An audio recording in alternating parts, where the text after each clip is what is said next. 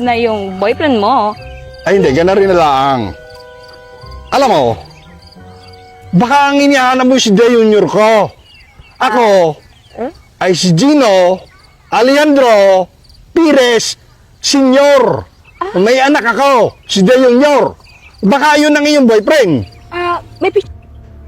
Mga bagay na Dasal ka pa ng dasal dyan, salot ka naman, bakla ka. Uy, salot. Salot. Papa, kanina pa po kayo dyan?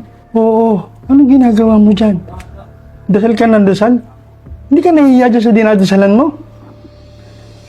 Paano po kasi... Ah! Ayoko nang marinig yan. Oh, ito ang pera. Bumili ka ng bigas at saka ulam. Para ikainin tayo. Sige po.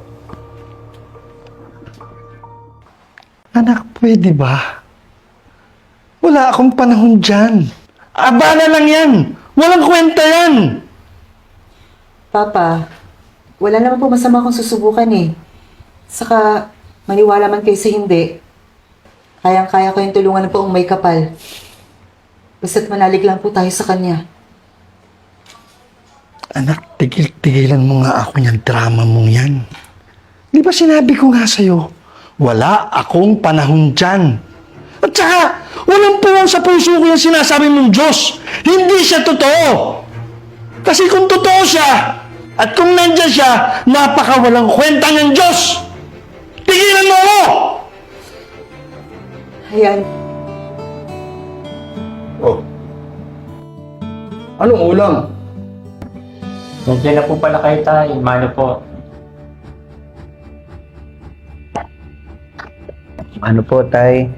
Nakasalang na po yung ulam sa kusina. Ano ba yan? Napakahirap talaga pagka mga walang kwenta na naiiwan dito sa bahay. Malapit na naman pong maluto tayo. Maiba ako.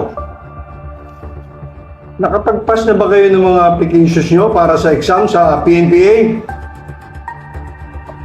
Opo, tay. Nag-iintay na lang po kami ng entrance examination.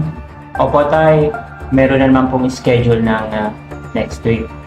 Siguruduhin nyo lang ipapasa nyo yung exam, ha? At huwag kayo magpapakita ng kalambutan nyo doon, ha? Dahil wala akong anak na bakla! Opo, tay. Sige.